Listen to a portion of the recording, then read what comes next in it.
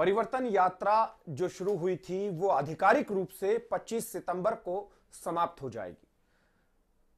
समापन होगा प्रधानमंत्री मोदी की यात्रा के साथ, यानी प्रधानमंत्री मोदी की जयपुर में बड़ी सभा होगी और प्रधानमंत्री मोदी भारतीय जनता पार्टी के कार्यकर्ताओं को और लोगों को संबोधित करेंगे। लेकिन इन सबके बीच में कई सवाल हैं जिन्हें लेकर मैं आज आपसे जिक्र करूंगा। शायद आप भी कई चीजों को लेकर सहमत भी होंगे, क्योंकि राजनीति में खबरें लगातार चलती है, खबरें बदलती भी है, सियासी चर्चाएं भी होती है और सियासी गपशप भी होती है। लेकिन सियासी चर्चाओं की अगर बात मानते हैं तो कई सारी चीजें इन दिनों सामने आई है और उन चीजों का जिक्र किया जाना बेहद आवश्यक है। परिवर्तन यात्राओं में सबसे महत्वपूर्ण बात यह रही कि कोर टीम के तमाम लीडर्स के लगातार प्रवास रहे, लगातार दौरे रहे। कोर टीम के नेताओं ने राजस्थान के हर एक क्षेत्र में परिवर्तन यात्राओं में सियासी नब्ज को भी टटोला कि किस क्षेत्र की क्या स्थिति है। आला कमान तक रिपोर्ट भी गई कि किस क्षेत्र में भारतीय जनता पार्टी की कैसी स्थिति है और कांग्रेस को सियासी तौर पर शिकस्त किस तरीके से दी जा सकती है। दिल्ली से भी केंद्रीय नेताओं का आना जाना लगा रहा। दूसरे राज्यों से भी नेता आए और अलग अलग संभागों में भी नेताओं को भेजा गया। हालांकि जो दूसरे संभागों में आए हैं वो चुनाव तक साथ रहेंगे लगातार संगठन के कार्यकर्ताओं के। चीजें यहां पर खत्म नहीं होती है, चीजें यहां से अब शुरू होती है। शुरू इसलिए होती है कि एक जो लिस्ट थी जिसका लंबे समय से इंतजार था कि प्रथम लिस्ट, पहली सूची आखिरकार कब जारी होगी।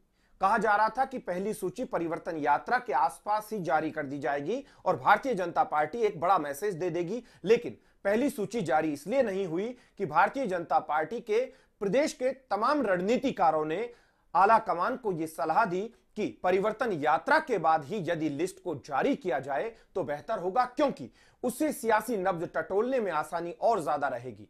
दिख जाएगा कि प्रदेश की विधानसभाओं में किसकी क्या स्थिति है और किस तरीके से जीत हासिल की जा सकती है। यह बात सभी जानते हैं कि अलग अलग श्रेणियां हैं, ए, बी, सी और डी। चारों श्रेणियों के अलग अलग नाम होते हैं।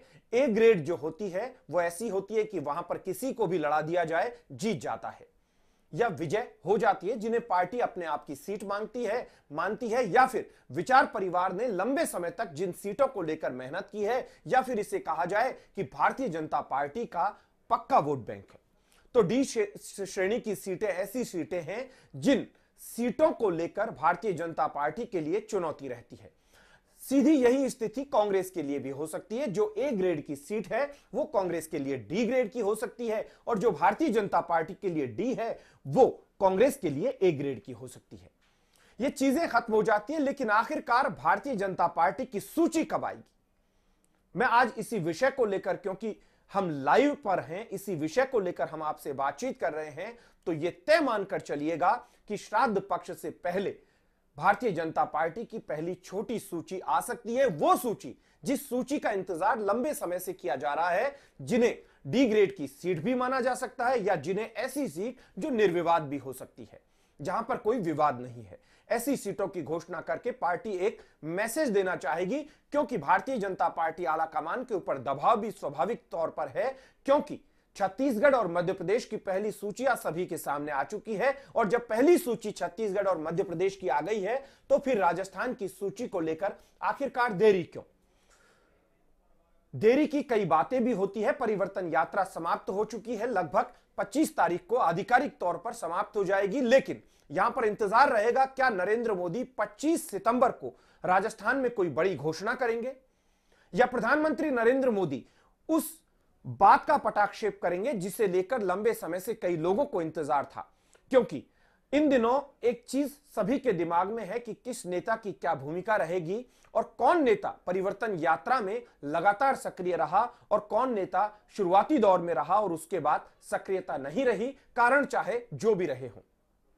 लेकिन जैसे जैसे परिवर्तन यात्रा निकली या जो विधायक राजस्थान की सियासी नब्ज भांपने के लिए आला कमान के द्वारा दूसरे राज्यों से भेजे गए, वो इस बात की रिपोर्ट दे चुके हैं कि राजस्थान में किस तरीके से, किस अंदाज से चुनाव होगा और पॉपुलर कौन है और पॉपुलरिटी किस अंदाज में होगी, ये तमाम रिपोर्ट भी दी जा चुकी है। तो भारतीय जनता पार्टी को नए सिरे से अपनी रणनीति भी बनानी पड़ेगी। और जब नई रणनीति भारतीय जनता पार्टी बनाएगी तो आप यह भी तय मानकर चलिए कि नई रणनीति बनाने के साथ ही कुछ बदलाव भी होंगे।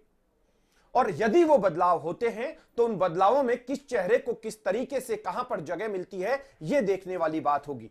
तो मैं आपको सूची की जानकारी दे दूं कि अमूमन यह होता है कि भारतीय जनता पार्टी श्राद्ध पक्ष से पहले ही कोई ना कोई अच्छी घोषणा कर देती है। श्राद्ध पक्ष से पहले भारतीय जनता पार्टी इस छोटी लिस्ट की घोषणा कर सकती है जिसे लेकर चर्चा है।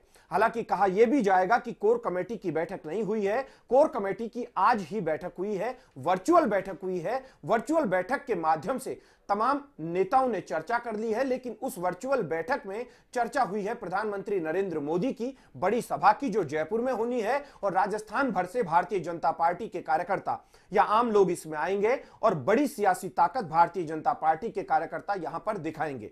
अब ऐसे में इंतजार रहेगा कि स्टेज पर प्रधानमंत्री मोदी किस लीडर को कितनी तवज्जो देते हैं और किस तरीके से एक सियासी मैसेज देते हैं, क्योंकि इंतजार वसुंधरा राजे को लेकर भी लगातार चल रहा है। तो वहीं दूसरी तरफ आज की डेट में यदि भारतीय जनता पार्टी की हम बात करते हैं तो वसुंधरा राजे ही नहीं, राजेंद्र राठौड़, सीपी जोशी, अरुण सिंह, गजेंद्र सिंह शेखावत, सतीश पूनिया या फिर कहें ओम प्रकाश माथुर, हालांकि दूसरे राज्य की उनको जिम्मेदारी है लेकिन राजस्थान में भी उनका पूरा दखल है।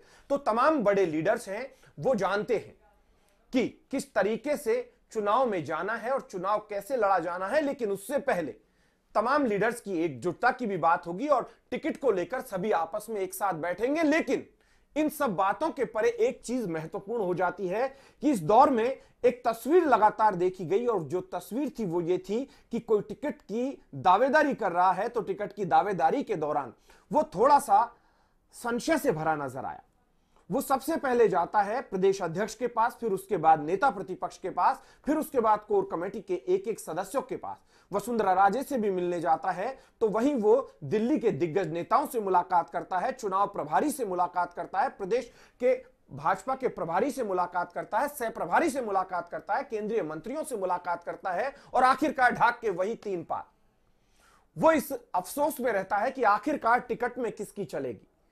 क्या टिकट में सर्वे ही पूरा काम करेगा या कोर टीम के तमाम दिग्गज नेताओं की कोई राय मशवरा जब लिया जाएगा वो काम करेगा, या फिर पैनल में 2 या 3 लोगों के जब नाम जाएंगे उनमें से कोर टीम के दिग्गज नेता है वो किसी एक नाम पर ज्यादा संख्या में जब हां भर देंगे तो उस टिकट को फाइनल कर दिया जाएगा। या फिर प्रधानमंत्री मोदी और अमित शाह और जेपी नड्डा की टीम ने जो सर्वे करवाया है या जो उन लोगों के पास नियमित तौर पर रिपोर्ट जाती है उस रिपोर्ट के आधार पर कोई फैसला होगा। इंतजार अभी बड़ा है, लेकिन यह तय मानकर चलिएगा कि अब परिवर्तन यात्रा के समापन के बाद यानी प्रधानमंत्री मोदी के जयपुर की सभा के बाद फिर से तमाम रणनीतिकार एक साथ बैठेंगे और एक साथ बैठकर टिकटों को लेकर माथापच्ची भी करेंगे और जो जिताऊ चेहरे हैं उन्हें लेकर आला कमान को एक और रिपोर्ट भेजेंगे। लेकिन एक रिपोर्ट जो पहले जा चुकी है उसके आधार पर एक छोटी लिस्ट जल्दी से जल्दी आ सकती है।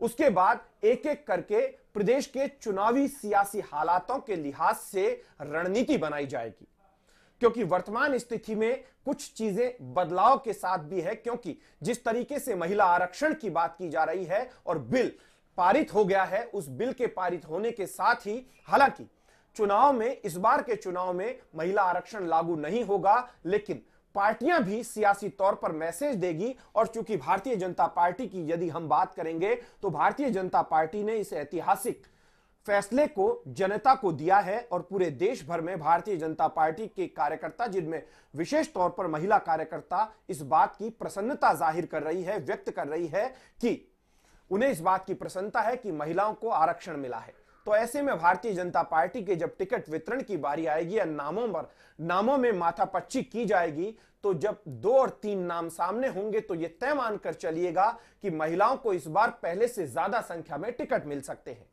हालांकि वो दौर भी याद आता है जब भारतीय जनता पार्टी में मुख्यमंत्री भी महिला थी, विधानसभा अध्यक्ष भी महिला थी। इस तरीके की तस्वीर भी पहली बार देखी गई थी। लेकिन तमाम बातों से परे अगर हम जाकर देखते हैं तो फैसले कई बार होते हैं। कई बार मुख्य सचिव भी महिला बन जाती है, जो अशोक गहलोत सरकार में मुख्य सचिव महिला है। इस तरीके से भी मैसेज दे दिए जाते हैं। मैसेज अलग अलग तरीके के होते हैं, लेकिन इन टिकटों में आखिरकार महिलाओं की बढ़ोतरी कितनी होगी। हो सकता है कि कहीं पर अगर पैनल की हम बात करें तो 1, 2 और 3 नामों का यदि पैनल होगा और पैनल में कोई महिला मजबूत नजर आती है तो किसी महिला को भी पार्टी तवज्जो दे सकती है।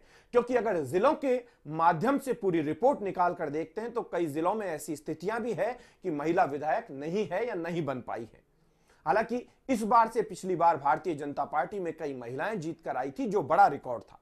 अब भारतीय जनता पार्टी महिलाओं को ज्यादा टिकट देगी या नहीं, ये बात की बात है। सर्वे भी होते हैं, रिपोर्ट्स भी होती हैं, नेताओं के फीडबैक भी होते हैं, क्योंकि परिवर्तन यात्राओं में स्वागत सभाओं के अलावा, बड़ी सभाओं और सामान्य स्वागतों के अलावा जब नेताओं ने रात्रि विश्राम अलग अलग क्षेत्रों में किए तो उनके पास फीडबैक भी पहुंचा है और फीडबैक वो आलाकमान तक भी कहा गया है कि कौन से क्षेत्र में क्या कुछ स्थितियां हैं।